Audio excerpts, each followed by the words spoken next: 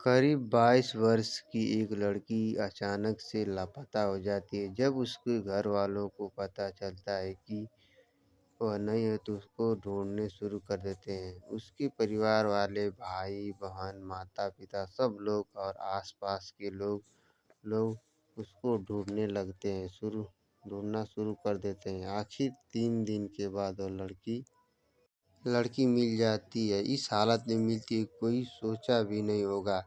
उसके शरीर पर एक भी कपड़ा नहीं होता है। उसके हाथ-पैर बाँधे होते हैं और उसकी आँख को फोड़ दिया गया होता है और उसके उसके पैर को बाकायदे बाँधे होते हैं। उसके शरीर के प्राइवेट पार्ट को भी बहुत खून निकला होता है और उसकी पोटी तक भी बाहर निकली होती है। इस हालत में होती है। दरअसल उसके बहन जब देखती है तो उस देखते ही वह बेहोश होकर गिर जाती है और आस-पड़ोस के जो 1-2 महिला भी देखती हैं वो बेहोश होकर वहीं पर गिर जाती हैं। दरअसल उस लड़की के साथ ऐसी हैवानियत हुई होती है कि उसकी पोती तक बाहर निकली होती है। जब मामला सोशल मीडिया से मामला दूर-दराज तक फैलता है तब उस क्षेत्र के सांसद अवधेश प्रसाद आते हैं और परिवार वालों से मिलते हैं और हाल-चाल जानते हैं। जब वह जाते हैं तुरंत कॉन्फ्रेंस करते हैं और फूट-फूट कर फारा मारकर रोने लगते हैं। यह मामला तेज़ी से फैल जाता है और जो ही फैलता है तो बड़े-बड़े नेताओं की इसमें एंट्री हो जाती है। बड़े-बड़े नेता भी उसमें बोलने लगते हैं। तब मामला जाकर दरअसल मैं जो आप लोगों को घटना सुनाने जा रहा हूँ, यह दिल्ली के निर्भया कांड से जोड़कर ही देखा जा रहा है। उससे कम घटना नहीं माना जा रहा है। दरअसल मैं जो आप लोगों को घटना सुनाने जा रहा हूँ, मेरा चैनल सब्सक्राइब कर लीजिए। मैं आप लोग को यही तरह सच्ची घटना सुनाने का कार्य करूँगा। मेरा चैनल सब्सक्राइब कर लीजिए। दरअसल यह सच्ची घटना आप लोग को सुनाने जा रहा हूँ। यह घटना उत्तर प्रदेश के अयोध्या जिला के कोतवाली क्षेत्र के एक गांव लगता है। यह घटना वहीं की है। दरअसल एक करीब 30 जनवरी 2025 की रात लगभग 10 बजे के वाक़या। एक लड़की गांव में ही एक धार्मिक कार्यक्रम चलता है। वहीं धार्मिक कार्य में लड़की गई होती है और करीब 10 बजे लड़की की थोड़ा दरअसल बात यह है कि लड़की की थोड़ी मानसिक स्थिति कम होती है और जितना उसका उम्र होता है उसके हिसाब से उसका मानसिक विकास नहीं हो पाता है। इसीलिए कहा जाता है कि जब वो लड़की जाती है, परिवार वालों से बोलकर जाती है धार्मिक कार्यक्रम सुनने, तब वो अधीर से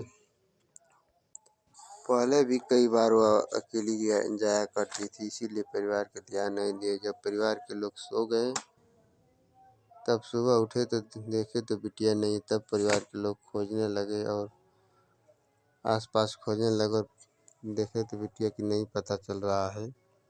गाँव के लोग बोले कि कहीं गई होगी बिटिया, वापस आ जाएगी थोड़ा, तो खोजने प्रयास किए थे। एक दिन बिटिया थोड़ा कम दिमाग की वजह से होने से शरीर का उतना जितना विकास हुआ था उतना शरीर का विकास नहीं हुआ है। इस वजह से परिवार के लोग बहुत उससे आदर से पेश आते थे। अगल-बगल के भी लोग बहुत उसको अच्छी तरह पेश आते थे, बहुत उससे लाड़-प्यार करते थे। कहा जाता है कि गाँव वाले ने सोचा कि थोड़ा चलकर थाना में कोई गुमशुदगी का रिपोर्ट लिखाया जाए। तो जाकर थाना में गुमशुदगी का रिपोर्ट लिखाते हैं तो जिस तरह कहा जाता है कि थाने वाले गुमशुदगी रिपोर्ट के थोड़ा हल्का में ले लेते हैं और गुमशुदगी को उतना खोजते नहीं हैं। तब गांव के ही लोग ने आसपास खोजने का प्रयास किया और आसपास देखते हैं कि एक बगल में ही एक स्कूल होता है। स्कूल के ठीक बगल में एक नाला होता है। वहीं पर कपड़ा-वपड़ा लड़की का मिल जाता है। गांव वाले देखते हैं और खून का छींटा-ऊटा मिलता है तो गांव के लोग बारीकी से खोजने का प्रयास करते हैं कि आस ही पास होगी लड़की। तब पता चलता है कि एक नाला होता है, नाला के जस्ट बगल में एक झाड़ी होती है, झाड़ी के उधर लड़की की लाश मिलती है। तब गांव के लोग परिवार के लोग तब तक आ जाते हैं, देखते हैं कि परिवार में लगभग 4 बेटियां होती हैं, जो सबसे छोटी बेटी है होती है। और देखते ही परिवार के लोग जो हमारे तीसरी नंबर की बेटी होती अपनी बहन की इस हालत में देखते ही बेहोश हो जाती है। उसके शरीर पर एक भी कपड़ा नहीं था और उसके हाथ पैर बांधे हुए होते हैं। और गांव के भी 1-2 मेहरारू देखते ही और इस हालत में देखते ही बेहोश हो जाती हैं। पता चलता है कि तब पुलिस को पता चल जाता है। मौके स्थल पर पुलिस आ जाती है और पुलिस आकर शव को कब्जे में लेकर पोस्टमार्टम के लिए भेज देती है।